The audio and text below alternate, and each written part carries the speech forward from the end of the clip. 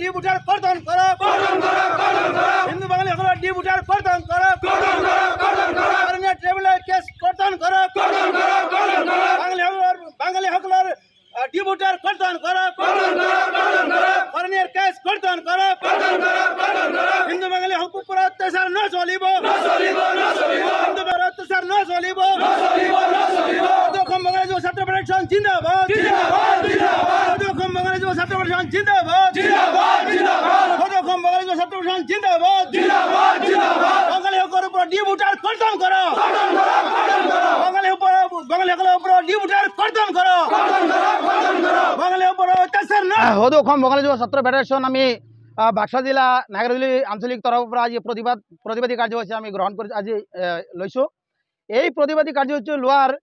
মূলত অৰ্থটো হৈছে যোৱা 22 জুলাই তাৰিখে যিটো অসমৰ চৰকাৰে যিটো হিন্দু বাঙালিৰ ওপৰত যিটো নেকি আমাৰ ডিপুটাৰ আৰু ডিটেনশ্যন কেম্পৰ আৰু লগতে যিবিলাক ট্ৰাইব্যুনেল কেছ আছিল এই কেছসকলৰ ভিতৰত যিটো নেকি সিদ্ধান্ত লৈছিলে অসমৰ হিন্দু বাঙালিৰ ওপৰত যে এই কেছবিলাক নিষ্পত্তি কৰা হ'ব আৰু কেছবিলাক প্ৰত্যাহাৰ কৰা হ'ব। তো আজি দেখা পাইছোঁ আমি যোৱা সিদিনা মানে আৰু এই অসম চৰকাৰে যিটো চৰকাৰে যোৱা 22 তাৰিখে এটা সিদ্ধান্ত দিলে ভাল এটা সিদ্ধান্ত দিলে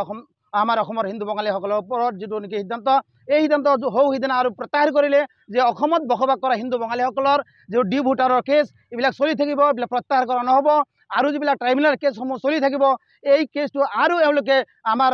যিবিলাক মানে ট্ৰাইব্যুনেলত কেছবিলাক চলি আছে গোচৰবিলাক চলি আছে সেই গোচৰবিলাক তেওঁলোকে চলাই থাকিব বুলি যিটো ঘোষণা কৰিছে এই ঘোষণাৰ পৰিৱৰ্তে আমি সদৌ অসম বাঙালি যুৱ ছাত্ৰ ফেডাৰেশ্যনে আমি সদৌ অসম ভিত্তিক যিটো নেকি আমি মানে প্ৰতিবাদ আৰম্ভ কৰিছোঁ এই প্ৰতিবাদ আমাৰ চলি থাকিব। কাৰণ আমি অসমত যিটো হিন্দু বাঙালিসকল আমি যুগ যুগৰে পৰা বসবাস কৰি অহা হিন্দু বাঙালিসকল আজি আমাৰ এই যি ডিপুটাৰৰ টেগ লগাই দিছে অসম চৰকাৰে আৰু যি টেগটো লগাইছিল যিটো টেগ লগাই আছিলে বিজেপি চৰকাৰে আমাক ঢাক ঢোল বজাই কৈছিলে যে অসমত বসবাস কৰা হিন্দু বাঙালিসকলক কোনো ডিপুটাৰ কেছ নাথাকে আগৰ পৰা কৈ আহিছিলে। আমি বাৰম্বাৰ অসম চৰকাৰক নিবেদন জনাইছিলোঁ, আমি বৈঠক কৰিছিলোঁ, মেমৰেণ্ডাম দিছিলোঁ। সেইসকল চৰকাৰৰ মানুহে অৰ্থাৎ ডক্টৰ হিমন্ত বিশ্ব শৰ্মা ডাঙৰীয়াই কৈছিল যে অসমত হিন্দু বাঙালিসকল অৰ্থাৎ আপোনালোকৰ কোনো কেছ নাথাকিব, এইবিলাক সব নিষ্পত্তি কৰা হ'ব বুলি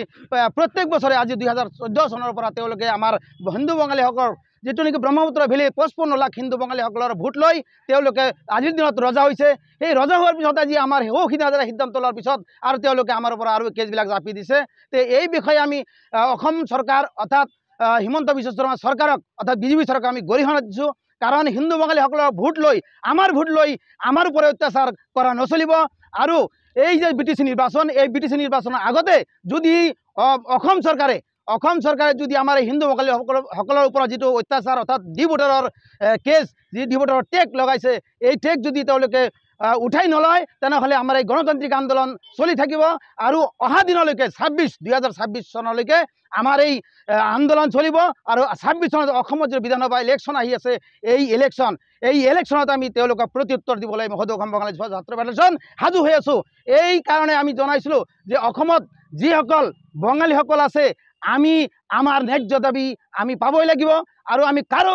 মানে অধিকাৰ কাঢ়ি লোৱা নাই, নিজৰ অধিকাৰ আমি নিজে লৈছোঁ। নিজৰ অধিকাৰ যিটো আমি জন্মগত যিটো আমাৰ অসমত জন্মগ্ৰহণ কৰিছোঁ, অসমৰ জলবায়ু গ্ৰহণ কৰি অসমৰ শিক্ষা দীক্ষা অসমৰ কলা সংস্কৃতি গ্ৰহণ কৰি আজি আমি বাংলাদেশী হ'ব লগা হৈছে। আৰু যিটো ডিপুটাৰৰ টেগ লগাইছে আৰু আমাৰ এই ডিপুটাৰ কেছ এজন মানুহৰ কেছ এবাৰ দুবাৰ নহয় ট্ৰাইব্যুনেলত 2বাৰ 3বাৰ 4বাৰলৈকে এজন মানুহৰ ওপৰত কেছ হয় আৰু সেই কেছটো আৰু নেক্সট টাইম আৰু জাপি দিয়ে এই অসম চৰকাৰৰ ট্ৰাইব্যুনেল কোৰ্টৰ জাষ্টিছসকলে। তো আমি আহ্বান জনাইছোঁ যাতে আমাৰ অসমত বসবাস কৰা হিন্দু বাঙালিসকল এওঁলোকক আহ্বান জনাইছোঁ, আপোনালোক সকলোৱে আহ্বান জনাইছোঁ বিটিআৰ নিৰ্বাচন আমি চাম। অহা বিটিআৰ নিৰ্বাচনলৈকে আমি অপেক্ষাত আছোঁ। আৰু এই নিৰ্বাচনৰ আগে যদি আমাৰ সদৌ অসম বাঙালি যুৱ ছাত্ৰ ফেডাৰেশ্যনৰ এই যে সিদ্ধান্ত আমাৰ এই হঠকাৰী সিদ্ধান্ত আমাক যি হঠকাৰী সিদ্ধান্ত তেওঁ দিছে আমাৰ এই সিদ্ধান্তত